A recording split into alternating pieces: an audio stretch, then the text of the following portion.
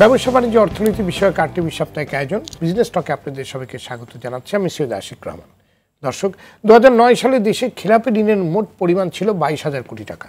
2024 সালের ডিসেম্বর শেষে এর পরিমাণ দাঁড়িয়েছে প্রায় 3.5 লাখ কোটি টাকার।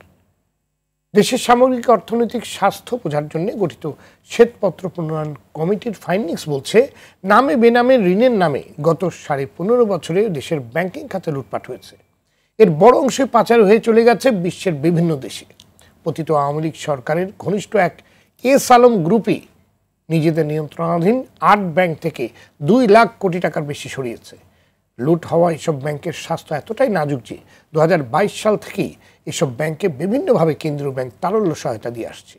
গ্রাহকদের চাপ সামলাতে বর্তমান অন্তর্বর্তী সরকারও টাকা চেপে এসব ব্যাংকে ধার দিচ্ছে। তথ্য বলছে, সোশ্যাল ইসলামী ব্যাংকে আবারও 1,500 কোটি টাকা এবং ফার্স্ট সিকিউরিটি ইসলামী ব্যাংকে 1,000 কোটি টাকার তারল্য সহায়তা দিচ্ছে কেন্দ্রীয় ব্যাংক।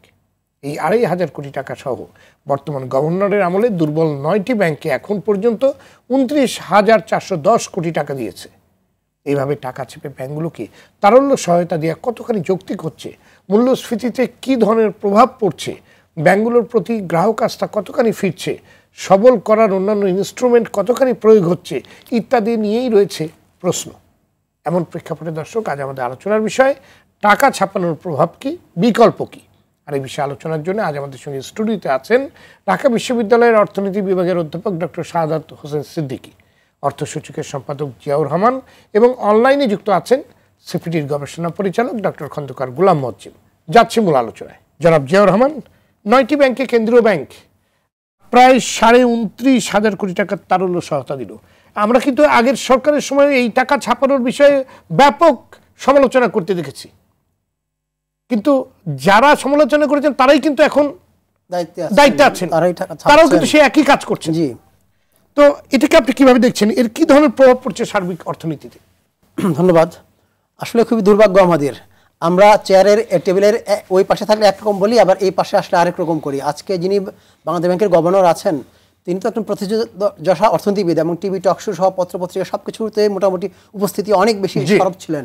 তো যখন দায়িত্ব নেওয়ার আগ পর্যন্ত গত সরকার আমলে ওনাকেও কিন্তু আমরা দেখেছি, আমরা তো বলেছি, অন্যান্য অর্থনীতিবিদরা বলেছেন এবং ওনাকেও দেখেছি যথেষ্ট সমালোচনা করেছেন, টাকা এভাবে ছাপানোর বিরুদ্ধে অবস্থান নিয়েছেন।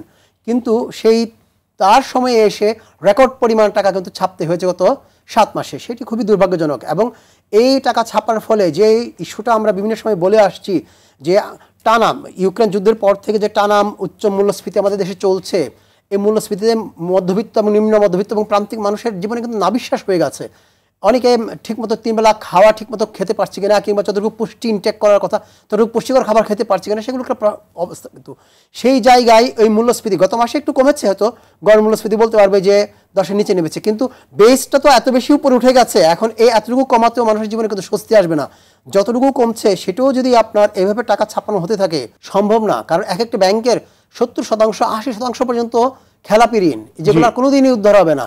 তো এই পরিমাণ খেলাপি ঋণ, আর আপনি এই লিকুইডিটি সাপোর্ট দিবেন, ব্যবসা করে পরিচালন মুনাফা থেকে সে প্রভিশনিং করবে, এটা কিন্তু বাস্তবসম্মত না, সম্ভব না। একমাত্র সম্ভব যে কোনো একটা ব্যাংক, ধরেন আপনার 60,000 কোটি টাকা খেলাপি ঋণ, তার যদি ক্লায়েন্টের কাছ থেকে সম্পদ বিক্রি 30,000 কোটি টাকা উদ্ধার করতে পারে, এইটা যদি মেন্টালি বুস্ট আপ করবে ব্যাংকটাকে এবং কনফিডেন্স ফিরাই দিবে তার আমানতকারীদেরকে, দেখবেন এই ব্যাংকের সাপোর্ট না দিলে ব্যাংক কিন্তু টিকে যাবে। আপনি দেখেন যে ইউএসএ 2023 সালে 3টা বড় ব্যাংক কিন্তু এরকম ভাবে দেউলিয়া হয়ে গেছে। সরকার কিন্তু ওই 3টাকে উদ্ধার করার ব্যবস্থা করে নাই, বরং 3টার ঘটনা ঘটে যাওয়ার পরে আর যাতে কোনো ব্যাংক না হয় তার জন্য কিছু মেজার্স নিয়েছে। তো বাংলাদেশেও যদি এরকম 1-2টি ব্যাংকের সুযোগ দেওয়া হতো, মানে যা বন্ধ হলে বন্ধ হয়ে যা, আমরা করবো না, তাহলে হতো কি মানুষের উদাহরণ সৃষ্টি হতো। এক হলো যে এসব ব্যাংকে যারা কর্মকর্তা কর্মচারীরা আছেন, তাদের জীবন জীবিকার উপরে যখন প্রভাবটা পড়তো, তারাও চিন্তা করতো যে আজকে যদি আমি চুরিকে প্রশ্রয় দেই, তাহলে ভবিষ্যতে তো আমাকে সাফার করতে হবে। এখনও যদি আমি ম্যানেজমেন্টের সাথে সাই না দেই, বোর্ডের সাথে সাই না দেই, যেমন সাফার করতে হবে, আর আমি যদি সাই দেই তাহলে আমাকে সাফার করতে হবে, এটা একটা বিষয়। দ্বিতীয়ত হচ্ছে, একজন আমানতকারীরও মিনিমাম একটা দায়িত্ব থাকে খোঁজখবর রাখা। আমরা এরকমও জানি যে অনেক শিক্ষিত লোক সরকারি চাকরি করেন, তারাও কিন্তু এই টাইপের ব্যাংকে গিয়ে এফডিআর করছেন, অ্যাকাউন্ট করছেন। এখন ব্যাংকগুলো দেউলিয়া হয়ে গেলে, বন্ধ হয়ে গেলে সরকারকে দায়ী করবে, এটা তো হওয়া উচিত না। কিন্তু যেটা হয়েছে যে আসলে একটা বড় পরিবর্তনের পর তো সরকার এসছে, আমার ধারণা সরকার এই রিস্কটুকু নিতে চায়নি। কারণ কি, যদি আগের সরকারের আমলে খালি হয়ে গেছে ব্যাংকগুলো, আমি নিজে শুনেছি অনেক লোক যারা একটু আওয়ামী সমর্থক, অনেক বলেছে ভাই আপনারা শুধু আওয়ামী লীগের দোষারোপ করেন, অ্যাসালামের দোষারোপ করেন, তখন তো চেক ফেরত আসে নাই, চেক তো তখন ঠিকই ব্যাংক অনার করতো। এখন এই সরকারের আমলে কই, এখন তো আর অ্যাসালাম নাই, এখন তো দরবেশ নাই, এখন কেন চেক ডিজনার হয়? তার মানে মানুষ কিন্তু ওইভাবে বুঝতে পারছে না যে ব্যাংকগুলো খালি হয়ে গেছে আগের সময়, তা ওই পাপের প্রায়শ্চিত্ত এখন করতে হচ্ছে। এই কারণে হয়তো ভয় পাই যে এখন যদি আমি ব্যাংকগুলো বন্ধ করে দিই, মানুষ মনে করবে যে আমরা মানুষের সাফারের কারণ হয়েছে, মানুষকে আমরা ক্ষতিগ্রস্ত করেছি, সেই কারণে। কিন্তু আমরা মনে করি যে এই ফিলিংটা বাংলাদেশের মতো দেশে হয়তো কিছুটা ঠিক, বিশেষ করে যদি 3টা খারাপ ব্যাংক বা 5টা খারাপ ব্যাংক বন্ধ হয়, তার প্রভাব কিন্তু ভালো ব্যাংকগুলোর উপর পড়বে। না, সে সময় কিন্তু চেক ডিজারার হয়নি, কারণ সে সময়ও কিন্তু সরকার আরো বেশি করে টাকা ছাপিয়ে দিয়েছে। জি, এটা তো সাধারণ মানুষ বুঝতে চায় না, এই রিস্কটা হয়তো সরকার নিতে চায়নি। কিন্তু আমি মনে করি যে সব ক্ষেত্রে যদি আমি একেবারে রিস্ক নিতে না চান, তাহলে সরকারে যাওয়ার মানে এই যে ছাপানোর কিন্তু একটা বড় চেইন এফেক্ট জি সামনেই পড়বে, মানে সেটার জন্য আসলে আমরা কতটুকু প্রস্তুত, এবং এই যে ছাপিয়ে যে পার পেয়ে যাওয়া যাবে না, এটা কিন্তু বুঝতে পারছে না। জি, ধন্যবাদ আপনার কাছে। পরে আমি আবার আসবো। অধ্যাপক ডক্টর সাদাত হোসেন, এই যে টাকা ছাপানোর চেইন ইফেক্ট হিসেবে সাধারণ মূল্যস্ফীতি বেড়ে যায়, সরকার একদিকে মূল্যস্ফীতি নিয়ন্ত্রণে বিভিন্ন মেজার নিচ্ছে, আপ্রাণ চেষ্টা করছে, অন্যদিকে তারা টাকা ছেপে ছেপে ব্যাংকগুলোকে ধার দিচ্ছে, এগুলো মানে এটা সাংঘর্ষিক হচ্ছে কিনা? জি, দেখুন, আমরা যদি প্রথম অবস্থায় চিন্তা করি যে বাংলাদেশের অর্থনীতির প্রধান চ্যালেঞ্জ মূল্যস্ফীতি নিয়ন্ত্রণ করা, আর সেই লক্ষ্যে সেন্ট্রাল ব্যাংকের ভূমিকা হচ্ছে রোল প্লে করা, আর সেই রোলের জন্য তাদের যন্ত্রগুলা ব্যবহার করে, হাতিয়ারগুলা, সেই হাতিয়ার হচ্ছে প্রথমত সংকোচনমূলক মুদ্রানীতি। এখন সংকোচনের মানে হচ্ছে বাজারের টাকা তারা উঠিয়ে নেবে। যে ব্যাংক আমাকে পলিসি দিচ্ছে সেই ব্যাংক যদি তার বিপরীত কার্যক্রম করে বাজারে টাকা চেপে দেওয়া, এই অর্থে সাংঘর্ষিক।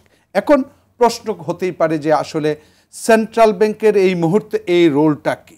বিষয়টা হচ্ছে সেন্ট্রাল ব্যাংকের, তাহলে আমি বলবো যে সেন্ট্রাল ব্যাংকের লক্ষ্য পুরোপুরি যে মূল্যস্ফীতি নিয়ন্ত্রণ করা তা নয়, বরং তাদের একটা নজর হচ্ছে যে ওই দুর্বল ব্যাংকগুলোকে বাঁচানো।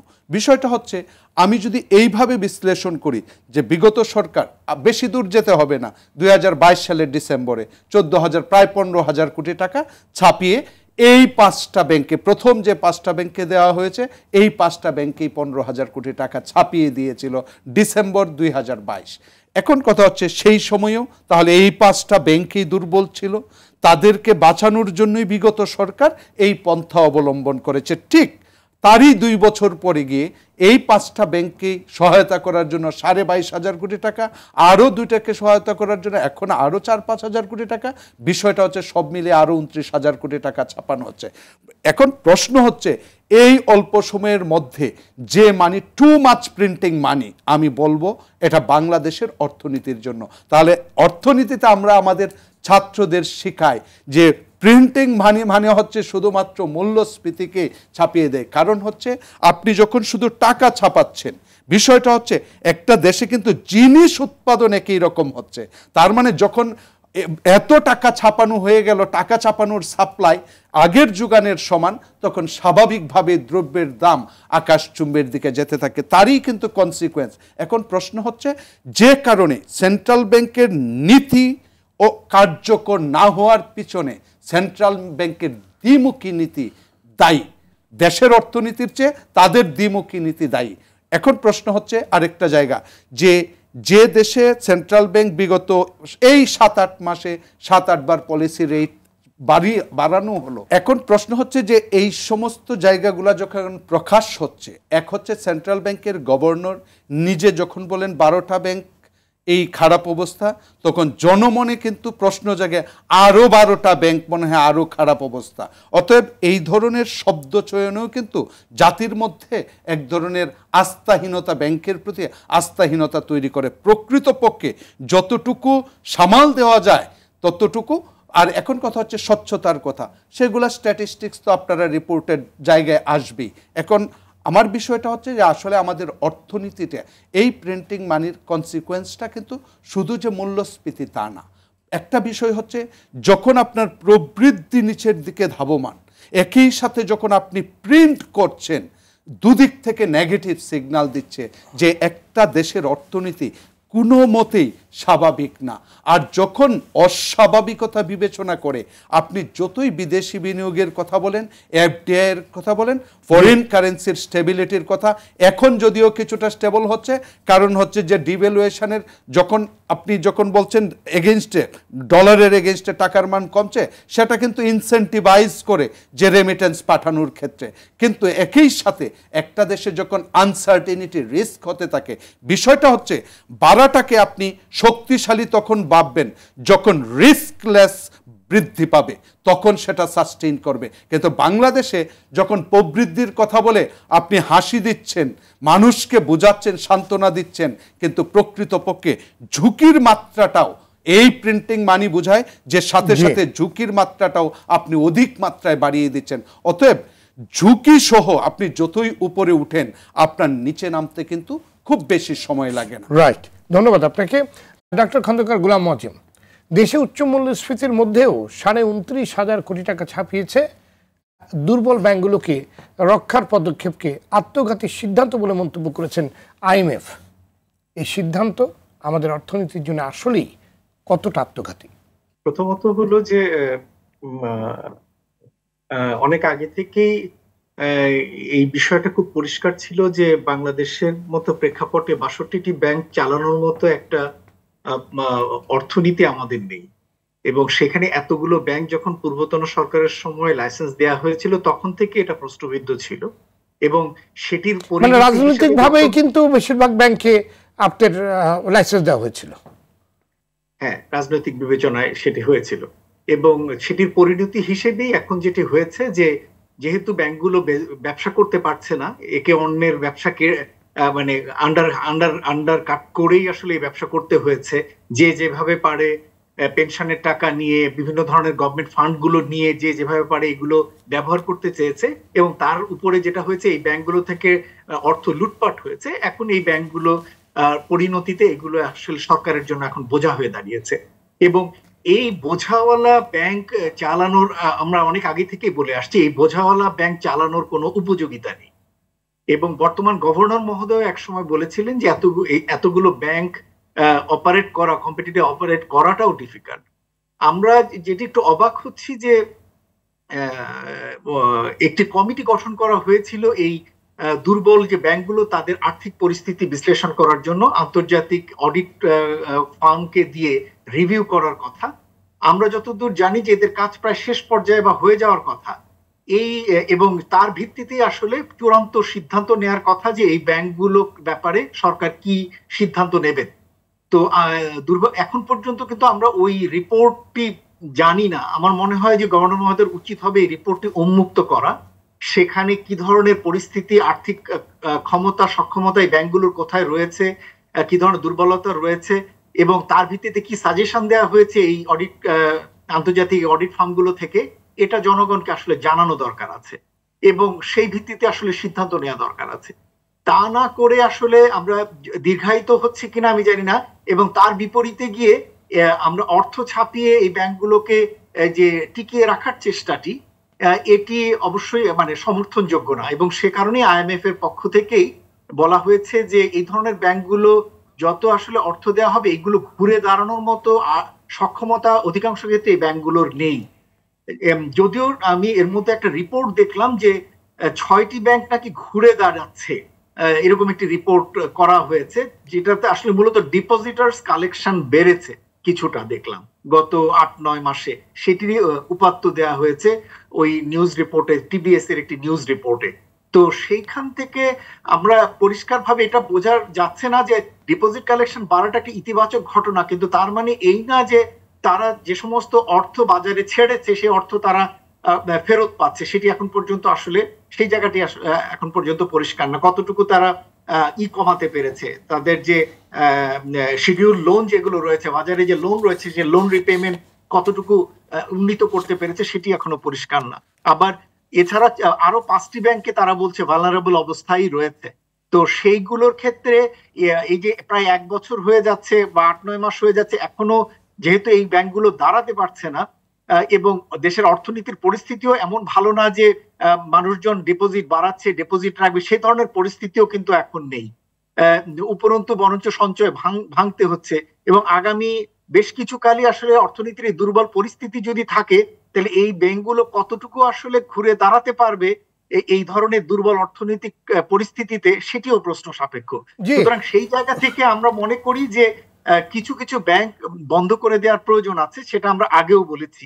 ডক্টর খন্দকার গোলাম মজ্জেম, এস আলম গ্রুপের নিয়ন্ত্রণাধীন দুর্বল ব্যাংকগুলোকে 2024 সাল থেকেই তারল্য সহায়তা দেওয়া হচ্ছে। এভাবে টাকা চেপে তারল্য সহায়তা দিয়ে ব্যাংককে সবল করা যায় কি? 2022 সাল থেকে কিন্তু, মানে এই যে তারল্য সহায়তা কিন্তু এস আলম গ্রুপকে 2022 সাল থেকে দিয়ে আসা হচ্ছে। দেখুন, তারল্য সহায়তার বিষয়টা একটা আপৎকালীন ব্যবস্থা, এবং কোনো একটা দৈব পরিস্থিতিতে কোনো একটা বড় কোনো অর্থনৈতিক কোনো চ্যালেঞ্জের মধ্যে কোনো ব্যাংক যদি হঠাৎ করে পড়ে যায়, তাহলে তাকে আপৎকালীন ব্যবস্থা হিসেবে একবার আপনি দিতে পারেন। কিন্তু 2022 সাল থেকে দেওয়া হচ্ছে, এটাকে আপনি কিভাবে দেখেন? সেই জায়গাটিতেই আপনার প্রশ্নটি, এবং ঠিকই বলেছেন যে এই ধরনের আপৎকালীন ব্যবস্থা তো অব্যাহতভাবে চলতে পারে না। এই যে 22,000 কোটি টাকা যখন দেওয়া হয়েছিল এই সরকারের সময়, তখন সমালোচনার মুখেও তখন বলা হয়েছিল যে আর হয়তো তাদের দেওয়ার প্রয়োজন পড়বে না, কিন্তু পুনরায় আবার কিন্তু দেয়া শুরু হয়েছে। এবং আমার আশঙ্কা হচ্ছে যে এই ধারাটি অব্যাহত রাখতে হবে গভর্নর মহোদয়। এবং আমার একটা আশঙ্কা হচ্ছে সম্ভবত কিছু পলিটিক্যাল প্রেসারে আছেন উনি, এবং সে কারণে সেই পলিটিক্যাল প্রেসার গুলোকে উনি অ্যাভয়েড করতে পারছেন না। তিনি স্বাধীনভাবে যতটুকু সিদ্ধান্ত নেবার, সেই জায়গাটিতে কিছু রাজনৈতিক চাপ পড়ছে বলে আমার আশঙ্কা। ধন্যবাদ আপনাকে। জনাব জিয়াউর রহমান, সরকার তারল্য সহায়তায় ব্যাংকগুলো লেনদেন চালিয়ে নিতে পারলেও গ্রাহকদের আস্থা ফেরাতে কতখানি সক্ষম হবে? আমার মনে হয় না যে গ্রাহকের আস্থা খুব বেশি ফেরাতে পারবে কিছু জায়গায়। কারণ আমার কাছে কিন্তু সাংঘর্ষিক মনে হলো, যেখানে আমরা জানি যে এরকম কোনো কিছু কথা শুনলে পারেই কিন্তু যে কোনো মানুষই তার টাকা রাখতে চাবে না, তুলে নিবে। সেখানে মানে একটা পরিসংখ্যান এসছে, কেউ একজন দিয়েছে, টিভিএস বলেন উনি, যে কিছু গ্রাহক সংখ্যা উল্টা বেড়েছে। তো এটাও কিন্তু আমার কাছে একটু আসলে খতিয়ে দেখা দরকার, আদৌ আসলে ঘটনাটা কি ঘটছে। এটা হতে পারে কি, যেটা হয়েছে যে ব্যাংকগুলো সংকটে পড়লেও বাংলাদেশ ব্যাংক যেহেতু লিকুইডিটি সাপোর্ট দেওয়ার কারণে শুরুর দিকে সরকার পরিবর্তনের পর যেমন কিছু কিছু ব্যাংক অনার করতে পারছিল না, চেক বা টাকা ফেরত দিতে পারছিল না, কিন্তু এখন তো মোটামুটি ফেরত দিতে পারছে। এখন আমানতকারী যারা আছেন তারা ভাবছে যে রাষ্ট্র তো শাসন দায়িত্ব নেয়, ভয়ের কিছু নাই। কিছু কিছু ব্যাংক বেশি ইন্টারেস্টে অফার করে করে কিছু আনছে, সঞ্চয় আনছে। এটি কিন্তু খুব ভালো লক্ষণ না। যে অডিটের বিষয়টা ছিল, উদ্যোগটা ছিল, অডিটটা খুব দ্রুত শেষ করা দরকার, এবং অডিটের ফলাফল, সার্বিক মূল্যায়ন, দায় দেনা একটি ব্যাংকের, এই ব্যাংকগুলোর কার কত আছে সেটা পরিষ্কার হওয়া দরকার। সেটা পরিষ্কার হলে সরকারের পক্ষে যেমন সিদ্ধান্ত নিতে সুবিধা হবে, অন্যদের পক্ষেও ব্যাংকগুলো সম্পর্কে মূল্যায়ন করা, কেউ অ্যাকাউন্ট খুলবে কিনা, আমানত রাখবে কি রাখবে না, সেটা করা সম্ভব। এবং এটার পাশাপাশি যেটা আমরা বলছি যে যেগুলোকে মনে হবে যে ভাইবল করা সম্ভব না, একটু আগেও আমি বলছিলাম যে 70% বা 80% যা খেলাপি ঋণ, ওটা আপনি কীভাবে ভাইবল করবেন? ইম্পসিবল। যতই আপনি সাপোর্ট দিতে থাকেন, আপনি কি 50 বছরে করবেন? তার পরিচালন মুনাফা হতে হবে, পরিচালন মুনাফা থেকে সে সঞ্চিতি রাখবে, তারপর আস্তে আস্তে কাভার করবে। এটা কীভাবে সম্ভব? সুতরাং যেটা সম্ভব হবে না সেটাকে একটা বা দুটি অ্যাটলিস্ট উদাহরণ হিসেবে নিয়ে বন্ধ করা যেতে পারে। সেক্ষেত্রে বিনিয়োগকারীর স্বার্থ, মানে আমানতকারীর স্বার্থটা কীভাবে মিনিমাইজ করা যায়, তার ক্ষতিটা সেটা দেখা যেতে পারে। কারণ ইন্স্যুরেন্স অ্যাক্ট যেটা আছে বাংলাদেশ ব্যাংকের, সেই ইন্স্যুরেন্স আসলে 2 লাখের বেশি কাভার করে না। একেবারে যাতে সর্বনষ্ট না হয় সেটা সরকারকে বাংলাদেশ ব্যাংকে নিশ্চিত করতে হবে। যে শর্ত দেওয়া হয়েছে, ধার দেওয়া টাকা শুধুমাত্র আমানতকারীদেরকেই ফেরত দিতে পারবে, এটা আসলে পরিস্থিতির কতখানি উন্নতি হবে বলে আপনি মনে করেন? দেখুন, যে বিষয়টা পরিষ্কার না, বিষয়টা হচ্ছে যে আপনি যখন ক্রাইসিস হয়েছে, সেই ক্রাইসিস অথবা আমরা বলবো একটা শক, একটা ব্যাংকের জন্য শক, তো এই শকটার জন্য কতটুকু ক্ষতি হয়েছে, তার জন্য রিভাইভ করতে কি পরিমাণ লাগবে। এখন আমরা যদি অর্থনৈতিক বিশ্লেষণ করি, সেটা হচ্ছে যে আমার যে ক্ষতটা তৈরি হয়েছে তার জন্য সেন্ট্রাল ব্যাংক যে টাকাটা দিয়েছে সেটা যদি শুধু ডিপোজিটকারীদের জন্য দেওয়া হয়, তার মানে হচ্ছে শুধুমাত্র একদিকে, হ্যাঁ, গ্রাহকদের মানে হচ্ছে ডিপোজিটারদের আস্থা ফেরানোর জন্যই তারা হয়তো এই কন্ডিশনটা দিয়েছে, কিন্তু বিষয়টা কিন্তু তা না। বিষয়টা সার্বিকভাবে বিশ্লেষণ করলে সাহায্য দেওয়া হচ্ছে এই প্রতিষ্ঠানটাকে টিকিয়ে রাখার জন্য। তাহলে অস্তিত্বের জন্য যদি প্রশ্ন হয়, একই সাথে তার এখন যদি লোন না দিতে পারে, তাহলে এখন বাংলাদেশে যদি রেপো রেটের কথা, পলিসি রেটের কথাই চিন্তা করেন, হিউজ কস্ট কিন্তু এই ফান্ডের, সেই ফান্ডের খরচেই তো তাদের অপারেশন থেকে আসবে না। অতএব এই ব্যাংক যে সাস্টেন করবে না, সেটা তো এই যোগ বিয়োগ করারও কোনো বিষয় থাকে না। এক হচ্ছে যেটা মোয়াজ্জেম ভাই বলেছেন, স্পষ্ট করা উচিত যে আপনি বলছেন ডিপোজিটরদের আস্থা আসছে, ডিপোজিটরদের সংখ্যা বাড়ছে, আমরা মানলাম। একই সাথে আপনি দেখান যে খেলাপি ঋণ হয়েছিল, ব্যাড অ্যান্ড লস থেকে কি পরিমাণ অর্থ আপনার ফেরত আসছে, সেটার সাথে যোগ বিয়োগ করেন, তাহলে সেই নেট বেনিফিটসটা জনগণের কাছে তুলে ধরেন। একই সাথে সেন্ট্রাল ব্যাংক থেকে যে পরিমাণ টাকা ইনজেকশন হলো, আমরা বলি মানি ইনজেকশনস ইনটু দ্য ব্যাংক, সেই কারণে তার যে কস্ট ইনকার হবে, সেই কস্টটা বহন করার ক্ষমতাটা ধীরে ধীরে, আমার কথা হচ্ছে এই মুহূর্তে নাই, কিন্তু তার এই মাসের মাস প্রত্যেক মাসে সেটা হিসেব করে দেখা উচিত যে ও সাস্টেইন করবে কি করবে না। সেই বিষয়ের উপর আসলে সিদ্ধান্তে আসা উচিত যে কিছু ব্যাংক যদি টিকতে না পারে, কথা হচ্ছে যে আমার দেশের জন্য এই 65-70টা ব্যাংক দরকার নাই, যে জনসংখ্যা, যে অর্থনীতি। আমরা কিন্তু আওয়ামী লীগের এই বিগত 14 বছরেও ইতিবাচক শুনতে নেতিবাচক কি সেই জায়গাটুকুই কিন্তু ভুলে গিয়েছিলাম। ঠিক এখনো ব্যাংকগুলাকে বলা হচ্ছে ইতিবাচক ধারায় ফিরছে, কিন্তু ইতিবাচকের সেই সংখ্যাটা পরিষ্কার করতে হবে যে এখনকার লোন, এক্সিস্টিং তার রিটার্ন, প্লাস হচ্ছে যে তার ফিউচার যে বিজনেস, তার তো এখন সামনে ব্যবসা করে টিকে থাকতে হবে, সেই যে বিজনেসের লাইন অফ অ্যাক্টিভিটিস তারা কি করছে সেটা বিশ্লেষণ করে আসলে সরকারকে সিদ্ধান্ত নিতে হবে যে এগুলাকে যারা টিকবে প্রতিযোগিতায় টিকবে, আর টিকবে না। কিন্তু সহায়তা দিয়ে টিকানো মানে হচ্ছে তাকে বাঁচিয়ে রাখা। দেশের অর্থনীতি কিন্তু এই ব্যাংকগুলোকে সাহায্য করার জন্য যে মূল্যস্ফীতির যে প্রভাবটা থেকে যাবে, কথা হচ্ছে অবশ্যই অকার্যকর হবে কিছুটা, সেই বহনটা কিন্তু আমার যারা গরিব দুস্থ মানুষ তাদেরকেও বহন করতে হবে। এই বিবেচনাটা থেকেই সিদ্ধান্তগুলো নিতে হবে। ধন্যবাদ আপনাকে ডক্টর খন্দকার গোলাম মোয়াজ্জেম। টাকা ছাপিয়ে কোনো ব্যাংকে অর্থ দেওয়া হবে না বলে জানিয়েছিলেন বাংলাদেশ ব্যাংকের গভর্নর, কিন্তু হঠাৎ করে সেই সিদ্ধান্ত থেকে কেন্দ্রীয় ব্যাংক কেন সরে আসলো বলে মনে করেন আপনি, আর এর প্রভাবই বা কি হতে পারে? দেখুন, আমি একটু আগে বলেছিলাম যে এক্ষেত্রে রাজনৈতিক প্রভাবের বিষয়টি, যে ব্যাংকগুলো ব্যাপারে দুর্বল ব্যাংকগুলো, তার মধ্যে ইসলামী ঘরানার ব্যাংক রয়েছে, এবং এই মুহূর্তে রাজনৈতিক পট পরিবর্তনের প্রেক্ষাপটে ইসলামী দলগুলোরও প্রভাব বেড়েছে, এবং সেই প্রভাবটি বোর্ডের বিভিন্ন ব্যাংকের, ইসলামী ঘরানার ব্যাংকের বোর্ড পর্যন্ত সেটা প্রলম্বিত হয়েছে। এবং একই সাথে শুধু ইসলামী ঘরানার দলই না, অন্য যে সমস্ত দল এই পট পরিবর্তনের পরে আসছে মূল দল, তাদেরও বিভিন্ন রকমের প্রভাব বিভিন্ন ব্যাংকের বোর্ডে আমরা দেখতে পাচ্ছি। বা ব্যাংকগুলোর ব্যাপারে কোনো কঠোর সিদ্ধান্ত নেওয়ার ক্ষেত্রে সরকার সম্ভবত ধীরে চলো নীতি নিয়েছে। তো এই ধীরে চলো নীতির কারণেই আসলে টাকা ছাপিয়ে এই ব্যাংকগুলোকে টিকিয়ে রাখার চেষ্টা। আমার মনে হয় যে এই জায়গাটি থেকে, এই জায়গার ক্ষেত্রে সরকারেরও অবস্থান পরিষ্কার করার দরকার রয়েছে যে কোন যুক্তিতে এই ব্যাংকগুলোকে পুনরায় আসলে ক্যাশ দেয়া হচ্ছে, সেটি এখানে জানার প্রয়োজন রয়েছে। এবং যে আলোচনাগুলো একটু আগে আপনারাও করলেন, আমরাও করলাম, সেটা হলো যে কিছু ব্যাংক আসলেও টিকে থাকার মতো অবস্থাতে নেই। সুতরাং এই ব্যাংকগুলোর ব্যাপারে চূড়ান্ত সিদ্ধান্ত নিয়ে এগোনোটাই আসলে এই মুহূর্তে যৌক্তিক। আমার মনে হয় যে সেই জিনিসটি যত দ্রুত হবে, তত দ্রুত আসলে সামগ্রিকভাবে ব্যাংকিং খাতের জন্য একটা কড়া মেসেজ যাবার দরকার আছে। আমার কাছে মনে হয় যে আমরা একদিকে সবসময় যদিও যারা ব্যাংক পরিচালনায় আছেন তাদেরকে দোষারোপ করছি, আমার মনে হয় যে ভোক্তা, আমরা যারা ডিপোজিটার, আমাদেরও আসলে বিভিন্ন রকমের দুর্বলতা রয়েছে। সেই দুর্বলতার জায়গাটিও মনে হয় আমাদের কড়াভাবে আঙ্গুল দিয়ে আমাদেরকে শিখিয়ে দেওয়ার বা বুঝিয়ে দেওয়ার দরকার আছে। সুতরাং এই ব্যাংকগুলো যদি বন্ধ করা যায় এবং এই ডিপোজিটারদের ক্ষেত্রে যদি একটা মেসেজ যায়, তখন অন্য যারা গ্রাহক বা ভবিষ্যতের গ্রাহক, তারাও কিন্তু তখন দেখা যাবে যে শক্তিশালী ব্যাংকগুলোতে ডিপোজিট রাখার ব্যাপারে উৎসাহিত হবে। এবং অন্যান্য ব্যাংকগুলোর কাছেও যখন মেসেজ যাবে যে হ্যাঁ, পরিচালনা ঠিক মতো না করলে, ব্যাংক যদি সুশাসনগত নিশ্চিত না করা যায়, তাহলে ব্যাংকে তারা ডিপোজিট আনতে পারবে না, এরকম কিছু মেসেজ আসলে বাংলাদেশের ব্যাংকিং খাতে দেওয়াটি জরুরি হয়ে পড়েছে। ধন্যবাদ আপনাকে জনাব জিয়াউর রহমান। টাকা ছাপানো ছাড়া গ্রাহকদের চাহিদার চাপ সামাল দেওয়ার কি আর অন্য কোনো সুযোগ ছিল কিংবা অন্য কোনো পদক্ষেপ কি নেওয়া যেত?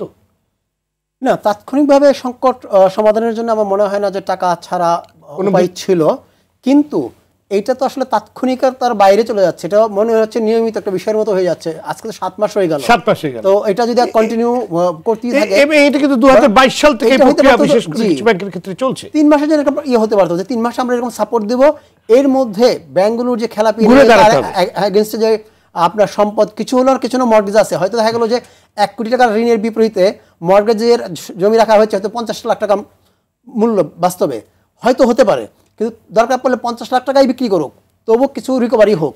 তো আমরা মনে করি যে এই সরকার অনেক রক্তের পর, অনেক ত্যাগের পর এসছে একটা মিশন নিয়ে। আমরা মনে করি যদি তারা এই 5ই আগস্টের চেতনা, ছাত্রদের চেতনা, ছাত্র জনতার ত্যাগের যে চেতনা, যে আশা ছিল, তার প্রতি মিনিমাম কমিটমেন্ট তাদের থাকে, তাহলে এই ঝুঁকিটুকু তাদেরকে নিতে হবে, নিয়ে এই কাজগুলো করতে হবে। ব্যাংক যারা লুটপাট করেছে তাদের বিরুদ্ধে দ্রুত একটা ব্যবস্থা নিতে হবে। এখন আপনি যদি খেলাপি যে প্রচলিত যে কোর্ট আছে, কোর্টের মাধ্যমে যদি আপনি রিকভারি করতে চান তাহলে কিন্তু অনেক সময় লাগবে। এই জায়গাগুলো সেন্ট্রালি উপদেষ্টা পরিষদের সিদ্ধান্ত নিয়ে রিস্ক নিয়ে হলো যার খেলাপি ঋণের ইয়ে আছেন, লুট করেছেন, পর্যাপ্ত সম্পদ নাই, তাদের এই সম্পদগুলো, শেয়ারগুলো আপনি দেখেছেন কিছু কিছু ক্ষেত্রে কিছু শেয়ার জব্দ করা হয়েছে সাময়িকভাবে, কিন্তু সেগুলো বিক্রি করার ব্যবস্থা করতে হবে, বিক্রি করে টাকাগুলো ফেরত দিতে হবে ব্যাংকে, তাহলে এগুলো ব্যাংকের স্বাচ্ছন্দ্য আসবে, ব্যাংকের ঘুরে দাঁড়াতে পারবে। এখন আপনি জব্দ করে রাখলেন, সেটাও মাসের পর মাস চললো কিন্তু ক্যাশ হলো না, তাহলে তো লাভ হচ্ছে না। ধন্যবাদ আপনাকে অধ্যাপক ডক্টর সাদা হোসেন। এই যে ইচ্ছাকৃত ঋণ খেলাপি কিংবা ব্যাংক খাতে লুটপাটের সাথে জড়িতদের সম্পত্তি বিক্রি করে ব্যাংকগুলোয় টাকা ফেরত আনার পরামর্শ অনেকেই দিচ্ছেন, আবার কেউ কেউ পাচার হওয়ার টাকা ফেরত আনাতেও জোর দিচ্ছেন যে যেভাবেই হোক আমরা, এটা কিন্তু মানে অনেকটা আপনার চোখের সামনেই আছে কারা কত টাকা নিয়ে গেছেন, কারা দুবাইতে বিশাল বড় রিয়েল এস্টেট কোম্পানি গড়ে তুলেছেন, কারা কোথায় বড় বড় বিল্ডিং হোটেল কিনেছে। সম্প্রতি অর্থ উপদেষ্টা বলেছেন 200 কোটি টাকার বেশি টাকা যারা পাচার করেছেন তাদের তথ্য সরকারের কাছে রয়েছে। তাহলে আপনার কি চ্যালেঞ্জ দেখছেন বেহাত হওয়ার টাকা উদ্ধারের ক্ষেত্রে? দেখেন, মূলত যে আমরা যে বিষয়টা দেখি যে আর্থিক খাতে যে ঘটনাগুলা পড়ছি, দেখছি এবং সত্যিকার অর্থে হয়েছে, বিষয়টা হচ্ছে যদি এত বড় ক্ষতি করে থাকে তাহলে তো তাদের পানিশমেন্ট আসলেই জনগণ চায়, দেশের প্রত্যেকটা মানুষই চায়। কিন্তু প্রশ্ন হচ্ছে এই পানিশমেন্টটাই কোনো কারণে এই 54 বছরের ইতিহাসেই কোনো সময় ভালোভাবে হয় নাই, এবং ঠিক এই সরকারের আমলেও যে উল্লেখযোগ্য কিছু হয়েছে যেটার কারণে ক্যাপিটাল পানিশমেন্ট, যে কারণে অন্য ব্যবসায়ীরা সতর্ক অবস্থান নেবে, সেটা কিন্তু হচ্ছে না বলতে আমি বোঝাচ্ছি, আপনি যখন ব্যাংকের বিভিন্ন ইন্ডিকেটরগুলা, নির্দেশকগুলা দেখবেন, তখন সেই নির্দেশকগুলা যখন গিয়ে পজিটিভলি মুভ করবে, আমি নেগেটিভ থেকে পজিটিভে ফিরবে, সেটা যখন দেখতে পাবো তখন আসলে আমরা বলতে পারি, কারণ আমরা বলতে পারি যে তথ্যের ভিত্তিতে। এখন কথা হচ্ছে খেলাপি ঋণের পরিমাণ 3.5 লক্ষ কোটি টাকা, সেটা আরো বলা হচ্ছে যেটা আরো বেশি হবে। এখন কত বেশি হবে সেটা তো এখন বলতে পারা উচিত 7 মাসে যদি, এখন প্রশ্ন হচ্ছে আমরা যে কোনো কিছু অর্থনীতিতে পড়াই অপটিমাম লেভেল, আপনি সেটা ম্যাক্সিমাইজেশন হোক, সর্বোচ্চকরণ হোক অথবা সর্বনিম্নকরণ হোক, আপনি যদি বলেন যে বাড়বে, গভর্নর নিজে বলেন যে এটা আরো অনেক বেশি, সেই বেশিটা জনগণের কাছে হিসাব করে পরিষ্কার করে দেন, এর বাইরে আপনি যাবেন না। যেদিন বাংলাদেশের সরকার বলবে যে এর বাইরে যাব না, বরং আমার ধীরে ধীরে কমানোর লক্ষ্য, মানে আমাকে তো একটা জায়গায় ফুল স্টপ দিতে হবে, যে তখন আমরা আসলে সত্যিকার অর্থেই বুঝবো যে প্রকৃতপক্ষে ব্যাংকের যে নিয়ম কানুন, ব্যাংকের যে গভর্নেন্স, আমি বলবো সেন্ট্রাল ব্যাংক যে রেগুলেটরের যে কাজ হওয়া উচিত সেগুলোর কার্যকরিতা হচ্ছে, আদার ওয়ে বলতে পারছি। ধন্যবাদ। আমাদের আলোচনা একদম শেষ পর্যায়ে। ডক্টর খন্দকার গোলাম মজিম, দেশে একদিকে মূল্যস্ফীতি নিয়ন্ত্রণ করতে হবে, অন্যদিকে ব্যাংক খাতকে ঝুঁকিমুক্ত রাখার ব্যবস্থা করতে হবে, এই উভয় দিক সফলভাবে সমাধান করার উপায় কি? আপনার পরামর্শ শুনেই আমাদের আজকে আলোচনা শেষ করব। যেটা হতে পারে সেটা হলো আপনি যেটি বলছিলেন, বিভিন্ন দেশে আমাদের যে টাকা উদ্ধারের উদ্যোগগুলো চলছে, এর ভিতরে আমরা দেখতে পাচ্ছি যে ইউকের সঙ্গে উদ্যোগটি কিছুটা সক্রিয় বা বেশ কিছুটা এগিয়ে আছে। ইউকে গভর্নমেন্ট ইতিপূর্বে অন্যান্য দেশে যে কাজটি করেছে, তার দেশে যদি চিহ্নিত অবৈধ অর্থ যদি পাওয়া যায় সেই সমস্ত টাকাগুলো তারা ফ্রিজ করেন এবং ফ্রিজ করবার পরে ওই অর্থগুলো তারা সংশ্লিষ্ট দেশে গ্র্যান্ট বা স্বল্প সুদে ঋণ আকারে আবার ফেরত পাঠান। তো এইভাবে করে যদি ইউকেতে যেহেতু আমাদের প্রচুর পরিমাণে অ্যাসেট এবং অর্থ ইতিমধ্যেই চিহ্নিত হয়েছে, এই অর্থগুলো যদি দেশে নিয়ে আসা যায় তাহলে এই যে যারা চিহ্নিত ব্যাংক থেকে লুটেরা যারা রয়েছেন তাদের এই ব্যাংকগুলোতে যে পরিমাণ অর্থ আত্মসাৎ হয়েছে এই অর্থগুলো সেটি দিয়ে পূরণ করার সুযোগ তৈরি হবে, অন্তত অংশ তো সেটি করা সম্ভব হবে। সেটি আমার মনে হয় এখানে করে দেয়া যেতে পারে। আমাদের আসলে এক ধরনের integrated financial transaction system, digital সিস্টেমে যদি না যেতে পারি তাহলে আমরা এই অর্থগুলো ট্রেস করা, ট্র্যাক করা, হুন্ডি হওয়া, বাইরে চলে যাওয়া, পাচার হয়ে যাওয়া, দেশের ভিতরে চলে আসা অবৈধভাবে এবং সুবিধা নেওয়া এবং আবার বৈধ হয়ে যাওয়া, এর কোনোটাই আমরা আসলে আটকাতে পারবো না। সুতরাং একদিকে আমাদের পুরনো সরকারের অবৈধ অর্থ উদ্ধার যেমন দরকার আছে, ঠিক একইভাবে বর্তমান সরকারের সময় যাতে নতুন করে অবৈধ অর্থ না তৈরি হয়, এগুলো যাতে পাচার না হয়, সেটি বন্ধ করাটাও কিন্তু একটা গুরুত্বপূর্ণ দায়িত্ব। জি, ধন্যবাদ আপনাদের সবাইকে আজকে আলোচনায় যোগ দেওয়ার জন্য। দর্শক, গত 15.5 বছরের সীমাহীন অনিয়ম, দুর্নীতি আর লুটপাটের কারণে দেশের ব্যাংকিং খাতে যে চরম ঝুঁকি তৈরি হচ্ছে তা থেকে বেরিয়ে আসা সহজ নয়। এক্ষেত্রে অজনপ্রিয় কিছু কঠোর পদক্ষেপ নেওয়া অনিবার্য হয়ে পড়েছে বলে মনে করছেন আজকে আলোচকরা। দেশের অর্থনীতির আকার এবং অর্থনৈতিক কর্মকাণ্ড নির্মোহভাবে বিশ্লেষণ না করে বিশেষজ্ঞদের মতামতকে উপেক্ষা করে শুধুমাত্র রাজনৈতিক বিবেচনায় পতিত সরকারের আমলে বিপুল সংখ্যক ব্যাংক অনুমোদন দেয়ায় সার্বিক ব্যাংকিং খাতের ইকোসিস্টেম অনেকটাই ভেঙে পড়েছে। এমন পরিস্থিতি থেকে বেরোতে হলে একটি অ্যাকশন প্ল্যান গ্রহণ করতে হবে। অতি দুর্বল ব্যাংকগুলোকে লেআউট করার পদক্ষেপ নেওয়া যেতে পারে। ঋণ খেলাপিদের সম্পত্তি বিক্রি করে টাকা ব্যাংকে ফেরত আনতে হবে। পাচার হয়ে যাওয়া টাকা দেশে ফিরিয়ে আনার ব্যবস্থা করতে হবে। দেশ থেকে টাকা পাচার হওয়ার ফাঁক ফোকরগুলো বন্ধ করতে হবে। এমন পরামর্শগুলি তুলে ধরার চেষ্টা করেছেন আজকের আলোচকবৃন্দ।